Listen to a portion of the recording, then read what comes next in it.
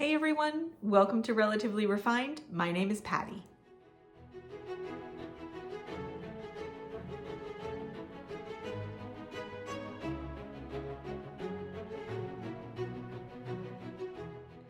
I am so excited about today's video. It is my favorite kind of video. Today I'm going to be sharing with you some of my fall favorites. Now, my sister Paula did one a few weeks back, and I just was so inspired by her video. I was like, oh, I have some things to share as well. And I don't know. To me, they're one of my favorite types of videos. They're a great glimpse into what other people are enjoying. Maybe you'll find someone who has a similar interest or style or of a similar age, and so it's very relatable. And I have a few of them, and I have organized them into categories as best I can. I'm sure I will not necessarily stick to script here, but I did gather some things that I'm excited to share with you. To the best of my ability, I will link them in the description box. If I can find these items to share with you. Some of them, well, at least one of them was thrifted, so I don't know that you'll be able to find it, but maybe you could find something similar. All this to say, let's get started in my fall favorites, or maybe autumn favorites. I'm going to start with a very obvious one because it's right in front of you. It is this orange sweater that I thrifted maybe about a month ago. And it is, you've seen it in video after video. I am very much a person, when I find something I love, I really wear it out. And this I love. This is from Orvis. It has a really nice, it's cotton. It has a really nice button collar. It's not the slightest bit itchy. It's this gorgeous pumpkin color. I love it for fall. And I will do some digging to see if I can find a similar one, because, you know, if Orvis still makes this or not. I did get this at a thrift store, but maybe if you see something like this out and about, I highly recommend. Cotton is my favorite, nice and lightweight, super comfortable, and I have pretty much been living in this sweater, as you could see from the last few videos. The other thing I'm going to do right up front, because I need it, and it's this list pad. It actually has the list of my favorites on it, and I just want to show you how this works. I got this at TJ Maxx. The sticker is still here. I paid $5.99 for it. Just realizing I'm going to need my glasses in just a minute. I won't get far without those. But anyway, it's a list making pad. Now, you've heard Paula talk about her calendar recommendation. I'm a list maker, and I definitely need to get things written down. And I'm not great about using the notes app on my phone. I really do like to make a list, check it off, have it in front of me. So I really like this because it is just a flip top like this, and it's nice and flat, and it's good to write on because it has the hard bottom as well.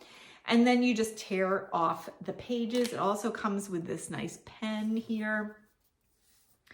And it's just a great little size. I would say it's like maybe 6x9.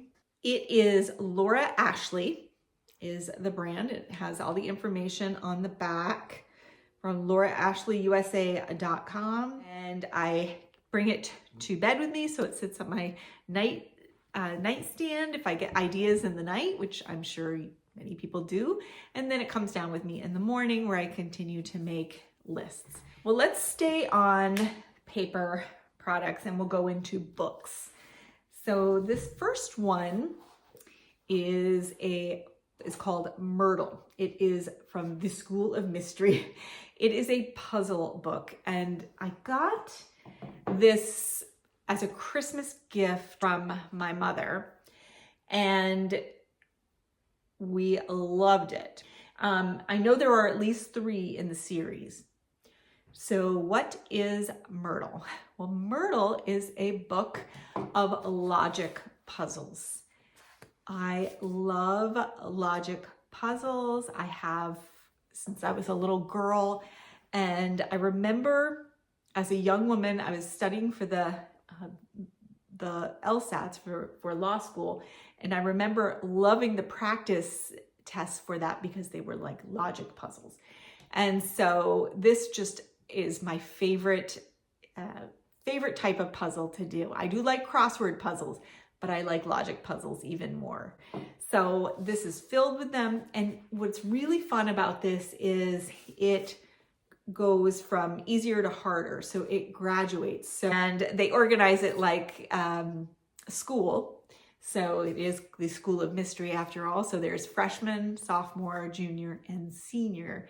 Freshman being the easiest, senior being the most challenging. So to give you an example of kind of what a Myrtle puzzle looks like, it's like all about deductive reasoning, right? So you're given a scenario, you're given suspects, you're given locations, you're given weapons, and you're given clues and evidence. And then you're given a diagram, right, like this. And so you can fill it in, and through deductive reasoning, you can figure out the who, what, and where. So you'll have to let me know in the comments if there's any puzzlers out there. And if so, what is your favorite type? So get your hands on this. It makes a great gift or just a lot of fun for yourself.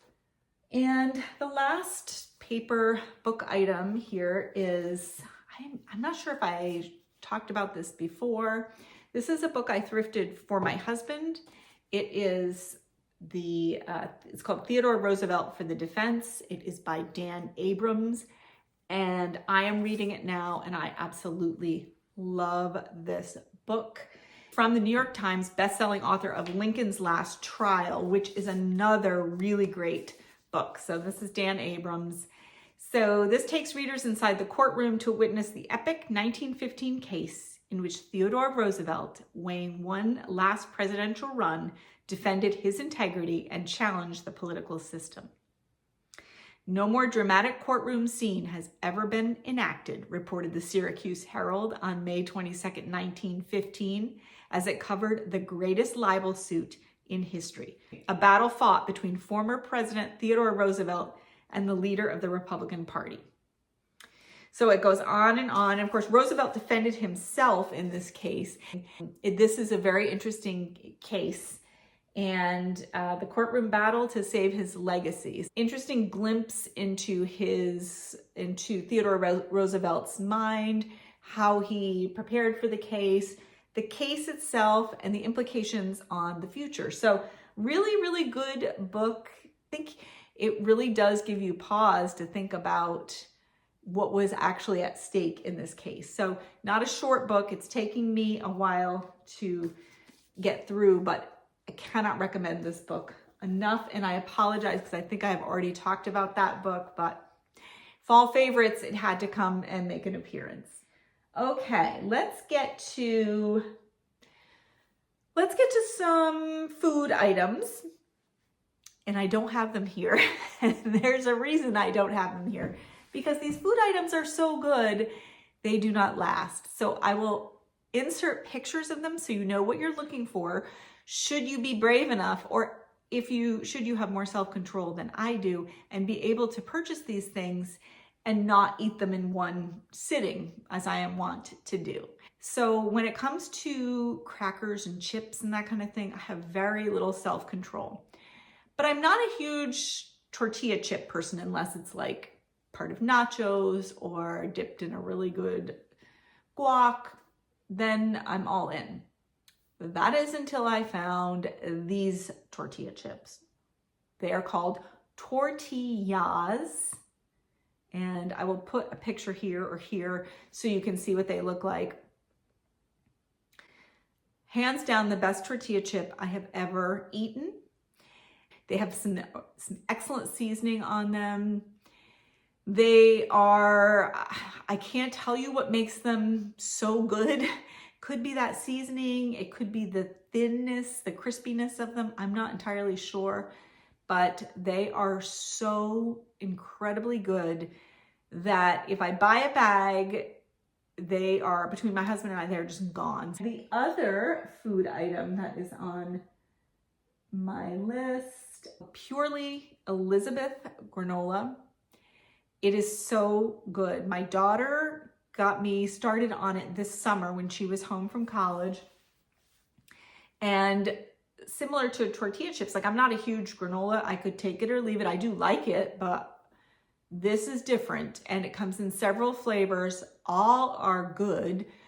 I think the original one, which I'll put here is my favorite. I think it's the yellow bag. I think it's a yellow bag. And I discovered they have it at Costco for a fraction of the grocery store cost. I mean, it's a big bag, but it's nice, big chunks of granola. The flavor is excellent. It is all natural ingredients and very, very simple ingredients. Like you can read the ingredients list, pronounce everything. So good on yogurt.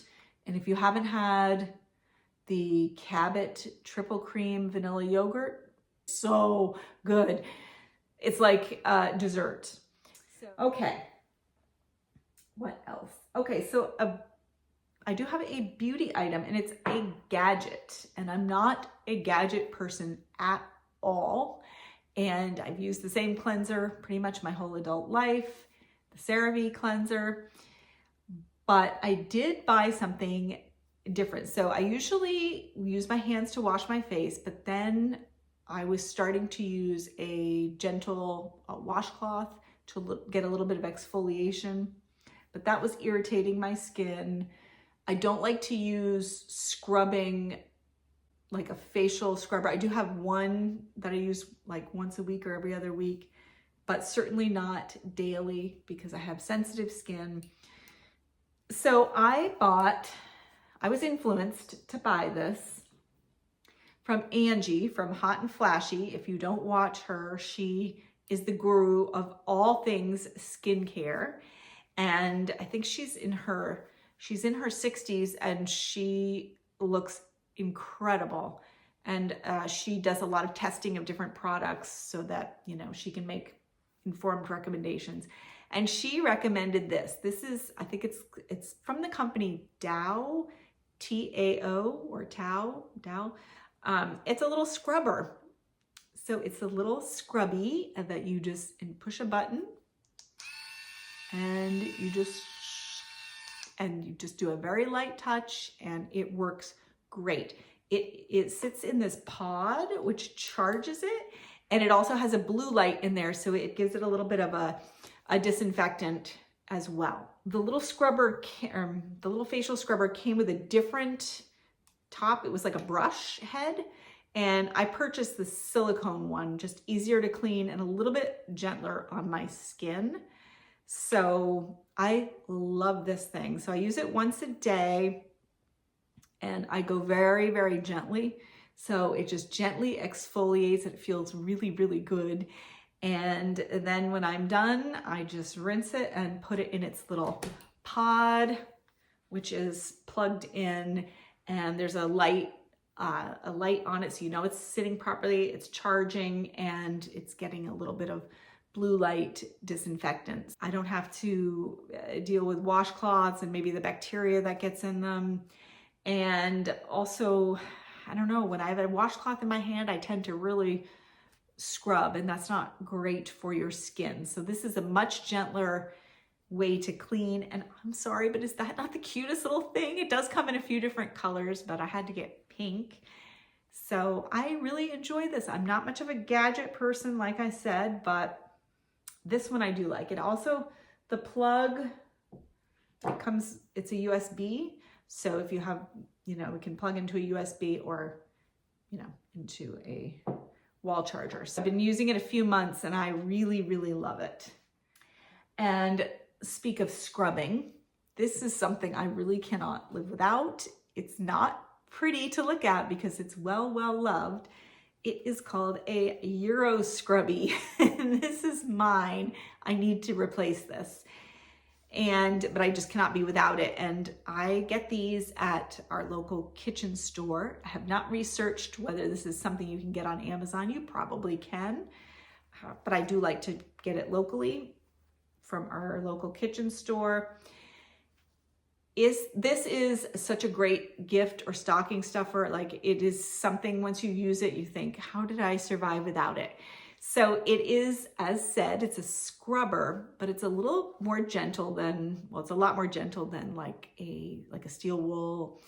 It is more like a brush, and this does not scratch. I wash my stainless steel pans in this, and it does not scratch them. So it is a nice scrubber, and just get it wet like you would a dishcloth, and it's perfect for that. It's also great for, like, I will use it on, you know, my cabinets or woodwork to try to get something off. I've used it on all my stainless pans. I've used it on my actual dishes. So obviously silverware and plates, mugs, to get out the staining. It's just the best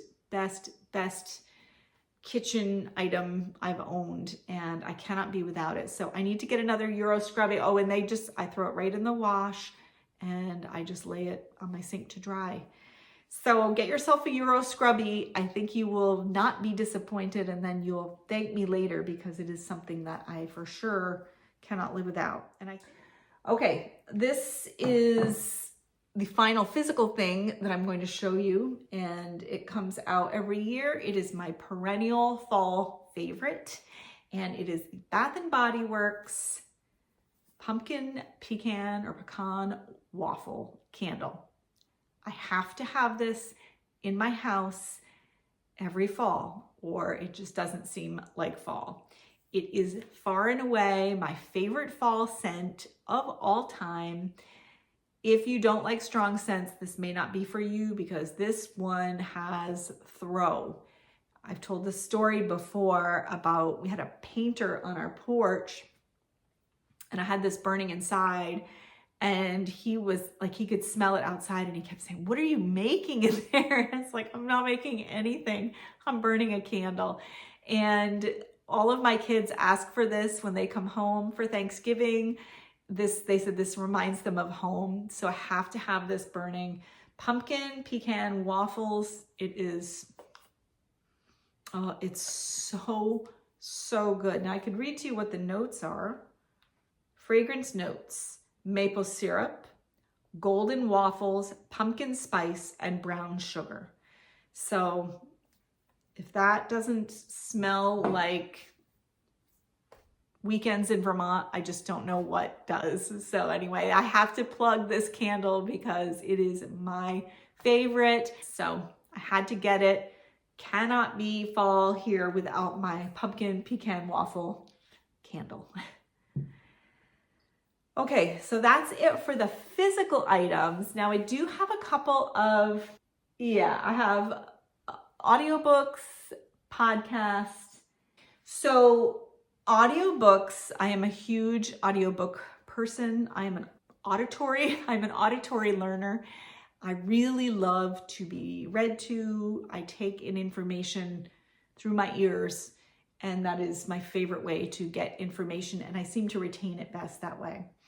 So I am loving all things Agatha Christie. I have currently burned through every audiobook of Agatha Christie, and my sister Paula, who is the book guru, she has long been trying to encourage me to read Agatha Christie because she knows I love mysteries.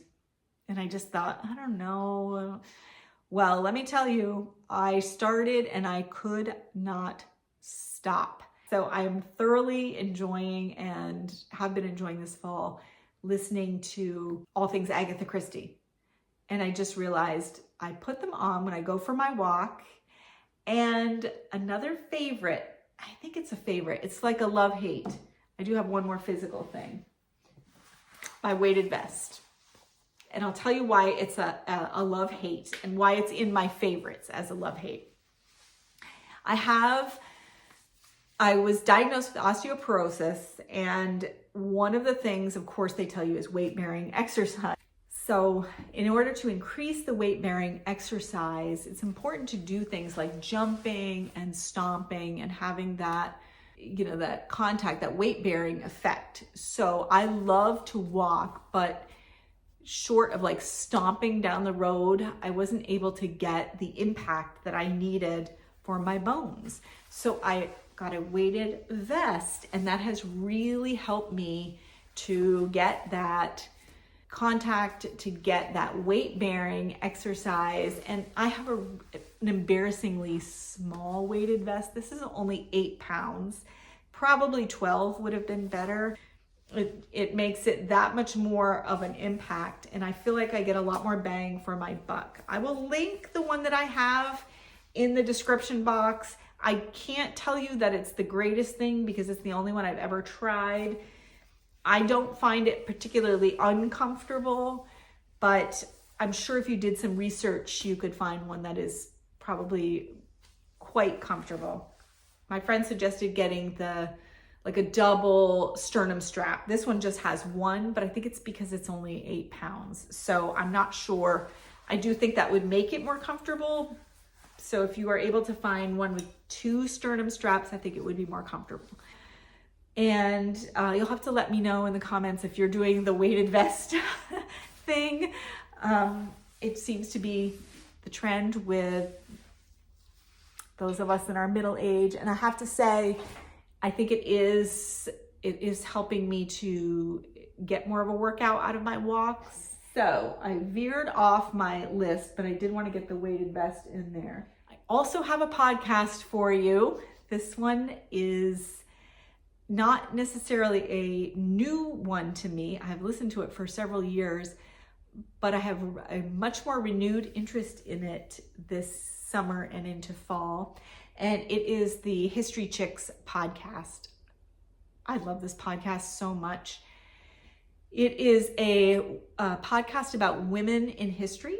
It's a women's history podcast. It is so well done. So the hosts are both women. They're very witty. They're very knowledgeable. And the presentation is very much a narrative. It's a banter. And it's so well done.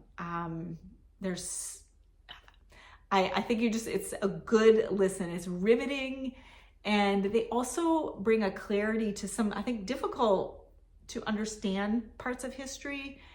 So I just listened to a 2 or 3 part series on Catherine de Medici. And it's like, I finally think I've grasped her historical significance based on their podcast. They give things ample time. They don't rush through things. I think it's just so well done. And they're just really likable hosts. They have a great back and forth. And like I said, the narrative style that it's told makes it so interesting no matter what it is. And they usually start off like they drop this person or event in history. And so they'll give a context of what is going on in that time. So for example, if it is, 1920, they will say, what maybe consequential people were born that year, or what the most popular book was that year, or what historical event happened that year. So it's a really, or what was invented that year. So it's a really interesting way they started off. And I think their tagline is something like, not your boring history podcast. And I definitely agree, though I listen to a lot of history podcasts and I don't find any of them boring. So I may not be the best judge, but I think you would like the History Chicks. Give them a listen. I'll put them in the description box so you can find them. But I really do love their podcast.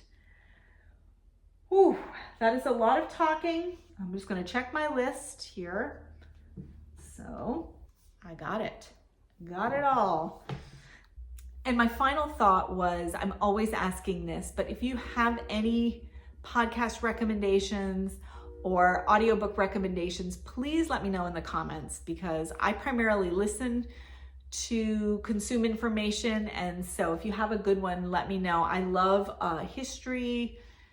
I love mysteries. I love memoirs. Mostly nonfiction is what I prefer, but I love I really do love history, and I love historical crime. So that is my list of fall favorites. I hope you enjoyed it. I hope you found some inspiration.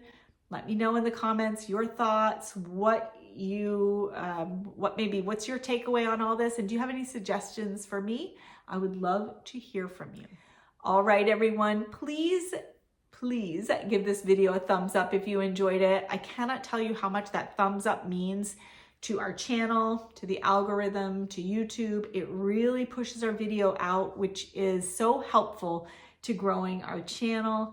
And if you haven't subscribed already, please subscribe, hit the notification bell, because we do consistently put out 2 videos a week, but sometimes you get a bonus video, and it's great to have that bell clicked so that you'll be notified when a new video is released. As always, I'm going to leave a couple videos here at the end of this for you to enjoy until our next upload. Until then, I want to thank you so much for spending some time with me, and I can't wait to see you in the next one. Bye-bye.